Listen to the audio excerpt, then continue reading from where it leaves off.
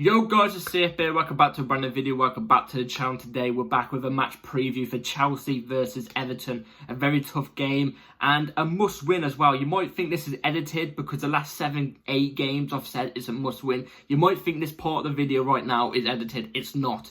It's just every game we're going through right now, it's must wins. In fact, this one's a must win. That's how important it is. So yeah. Before we do get into the preview, please like, subscribe, hit the bell notification so notified every time I upload a video. Also, first link in the description is my streaming channel. Go and check that out. It'd be very much appreciated. I stream on there most nights as well. So yeah, go and check that out. It'd be very much appreciated. So yeah, let's jump straight into it because, like I already said, this is a must win. This game I look at today is probably the one game that's even more of a must-win than any of the others because we're getting to the back end of the season. It's Premier League game week 31 for us. For Everton, it might be, I don't know, 32 or something like that. I don't know. Most teams, I think, have played more games than us in the league. So it's a serious must-win as my monitor decides to turn off because teams below us have dropped points. You know, your Uniteds, they've dropped points again. Now is the time to pick up the points. West Ham have dropped points as well. Again, now's time to play catch up. It's against a team who, let's be real there, they're there for the taking. They're near the relegation zone. They're there for the taking. We've just got to not underestimate them. We've got to not underestimate them because they're a tough side. Everton are a tough side. I think everybody in the Premier League knew when Sean Dyche took over from Everton, it was going to be a tough team to break down. Even if they're near the relegation zone, they're going to be a tough team to break down because Sean Dyche he sets the teams up brilliantly defensively. It's hard to break down. It's hoofed up field type of football, so you can bet your bottom dollar tomorrow is going to be a dead game of football because we play bad football as well. So it's going to be tough. It's going to be tough. Our last couple fixtures have been tough against Everton as well. They've always given us a game for some reason. It's very, very hard, especially when you go to Goodison. It's a very, very tough game, ground to go to. And, you know, we must not underestimate them because number one, they've had point deduction again. I think they've had a 2-point deduction, so they're going to be raring to go and grab those points back. Try and grab those points back. They will be going for that. They'll be gunning for it. And look, well, unfortunately, we're the team in the way. We're the team in the way, you know, do you know what I mean? We are the team in the way. A team that never does well against them has to come face to face with them when their back is against the wall. So it's gonna be tough. And also as well, that's another thing. We must not underestimate Everton or any team. I said this in the Sheffield result. I said this in the Burnley game as well. We must not underestimate these type of teams that are scrambling around the relegation zone because in the last 10 games of a Premier League season, those teams that are at the bottom are the hardest teams to play. They are the hardest teams to play because they will be looking to grab any sort of point to try and stay up in the Premier League. We must not look at them and go, easy, they're near the relegation zone. This is going to be an easy peasy game. No, look at the Sheffield and Burnley results recently. That's a prime example of underestimated teams. You can tell we went out there and underestimated them. And you can also tell, tactically, and the manager we've got just doesn't set us up in the right way. But, still, we should have more than enough quality to beat those teams. No, we've underestimated them as well. It's a collective. And, you know, like I said, with that point deduction especially, Everton are going to be tough to break down because they're going to be gunning for us. So yeah, we've got to pick up the points. We have to pick up the points tomorrow because I want Europe, man. I want Europe. If it means that we get Europe but Pochettino stays, then so be it. I don't like Pochettino as a manager. I just want to clear this up. As a manager, I do not like Pochettino. I do not think he's the right guy to go forward. But if you had to tell me, Chelsea back in Europe, Europa League, not conference. I can't stand conference personally, and I don't think conference even helps us out. In fact, I think it does us worse, especially FFP wise, than what it does without conference. You know what I'm saying? But if you tell me Europa League next season and Poch stays, or no Europa League and Poch goes, I'm taking Europa League because I want us in Europe. I want us in Europe. I want us to progress even more. I want us to go up the table more. Do you know what I mean? I care about this club. If that means Pochettino stays, then it means Pochettino stays. But we've got to get the points. We can't keep dropping points. United last week dropped points, and we played, I think it was Sheffield, yeah, it was Sheffield last week, I'm pretty sure. And that was the time, bottom of the league, we're bottom of the league. Teams go there and smash them 4-0. Burnley smashed them 4-0 at their ground last week, and we failed to pick up the points and capitalise on the United drop. And then now United and West Ham have dropped points. Everton, no offence to him, but it's a time to catch up. It's a time to catch up. Do you know what I'm trying to say? So yeah, it's also bragging rights in my household, because usually when Chelsea play, I usually go and watch the game at my nan and granddad's. Because my nan and granddad are Chelsea fans. So, and if you don't know already, it's my dad is an Everton fan. So, you know, there's a bit like there's that clash there. There's that clash. You know what I'm trying to say? But yeah, my fear, like I said, my only fear is two things. In fact, like I said, Pochettino, I say this all the time. But my other fear is that we're just going to go out there and underestimate him and drop points yet again. That's my fear. That's my fear.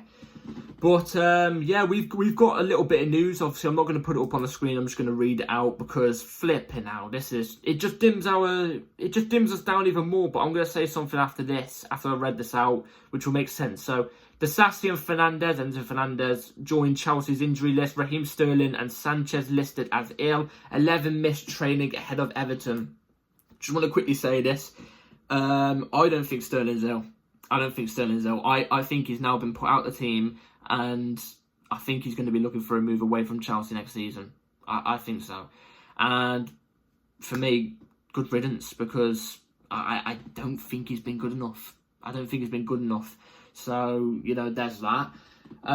Axel Disasi and Enzo Fernandez bloody injured again. Disasi hasn't been injured this whole season. Fernandez only had a hernia injury, so you can't really blame him on that behalf. You know, that's something you just can't help. But I don't rate Disasi highly. Enzo, you all know that I rate highly. We've now only got 2 available midfielders, and one of them's not even a double pivot player. Do you know what I'm trying to say? It's like 11 injuries. It's absolutely balmy. We've got a whole 11 out. And that's not even it. Oh, I've just saved something to my photos, damn it. Chelsea is set to be without as many as 11 players tomorrow, and both Caicedo and Jackson are 1 yellow card away from a 2-match game ban in the Premier League. So if Jackson and Caicedo pick up a yellow tomorrow, you can bet your bottom dollar they're going to be out for the next game as well. The worst thing is, if Jackson picks up a yellow as well, we've got no striker. Oh, it's just awful. Please just end the season. Honestly, just end the season. It's shambolic. But even, I'm saying this now, even with all that, we should be going and beating Everton. We should be, especially at the Bridge. We should be. But it depends. It just depends, man. If we're playing Gallagher out of the left wing again, then you're going to see us lose. So, I don't know. Also, I just want to quickly bring this up. I know this isn't to do with the preview, but before we get into my starting 11, I just want to quickly bring this up. A shortlist has been announced of potential candidates that Chelsea have been looking at to replace Pochettino if they decide to part ways with him at the end of the season. And the list, from what I can remember, had Eddie Howe, it had De Zerbi. You know what I think about that. It had Thomas flipping Frank.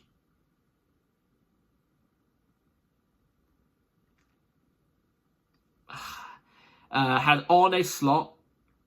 It had Xabi Alonso, but you can bet your bottom dollar that is not happening. He's just won the league, I'm pretty sure, as well, in the Bundesliga. And there's another one, but Nagelsmann's not on the list. Sarri's not on the list.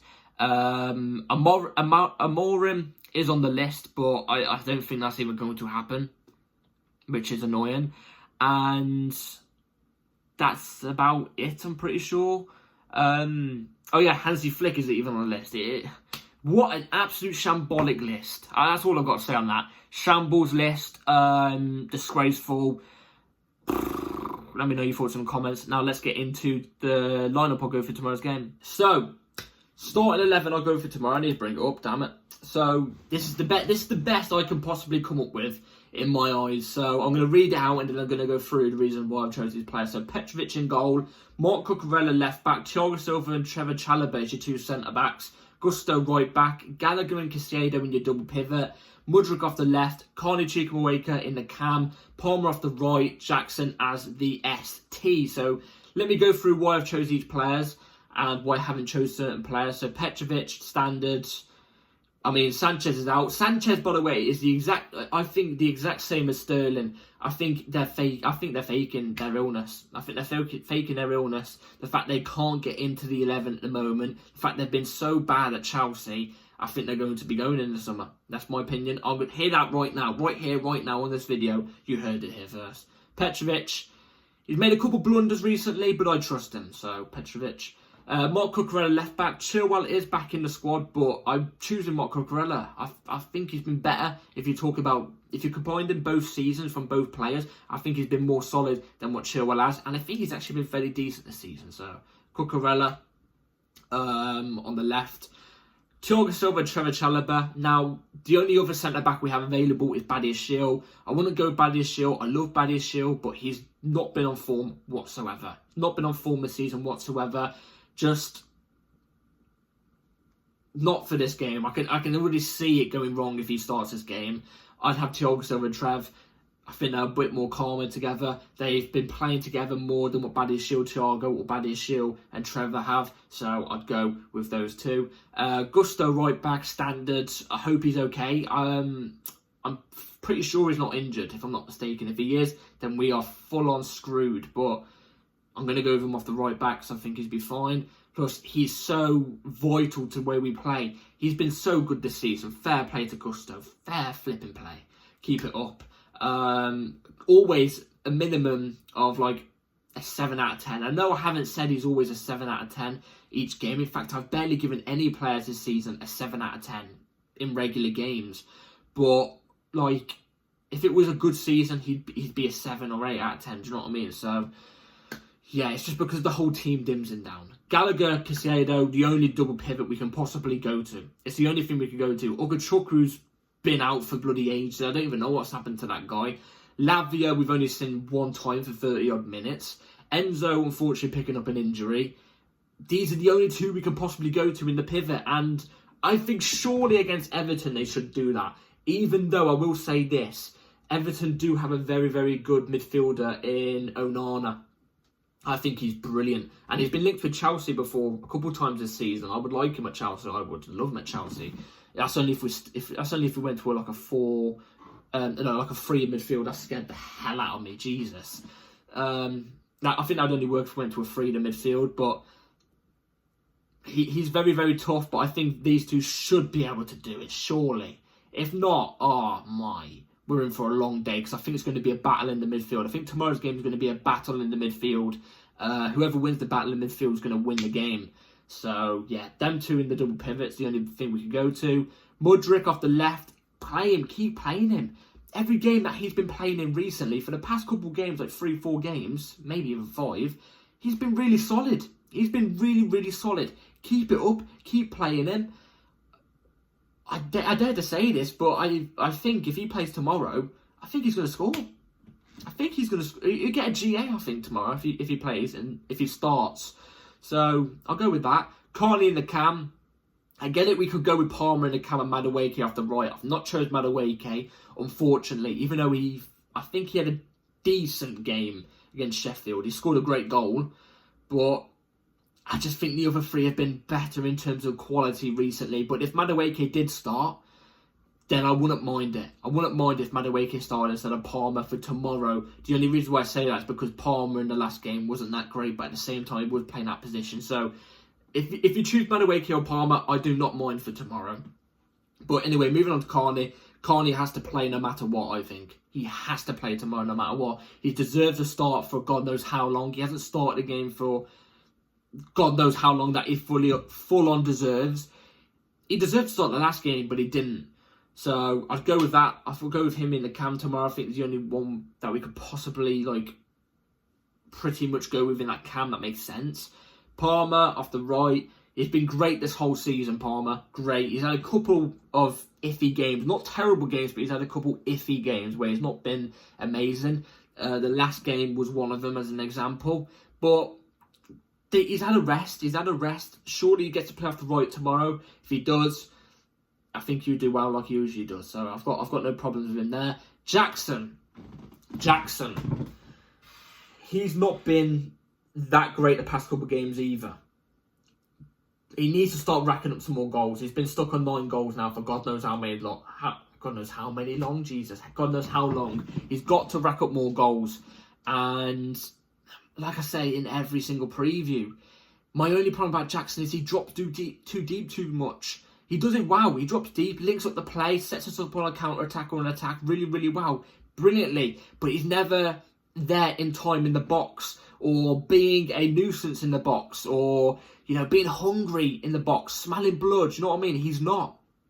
He's not that Osimhen type of striker that's always in the box. On the occasion, obviously floats around that forward line, but Jackson, majority of the time, is around that halfway line. Doesn't get back in time to get into the box to score them goals when the crosses come in and stuff like that. So he needs to be up there, but I've got a feeling he's not going to be. But he's the only striker we could possibly go to. So yeah, I do like Jackson, but he's got to be in that box more often. So yeah, that's the team I'll go for tomorrow. Let me know in the comments down below what yours would be. So score predictions for tomorrow. Do you know what? Every time I predict a very positive prediction, every time I do that, we always end up putting an absolute reeking performance in. But every time I always predict a proper negative prediction, like a really, really negative one, we end up pulling it out the bag. I'm going to go... I mean, we've been conceding like 2 to 3 goals for the past like 10 games. Honestly, we've been conceding a lot of goals. And I think it's going to be another game like that. I think it's going to be a very...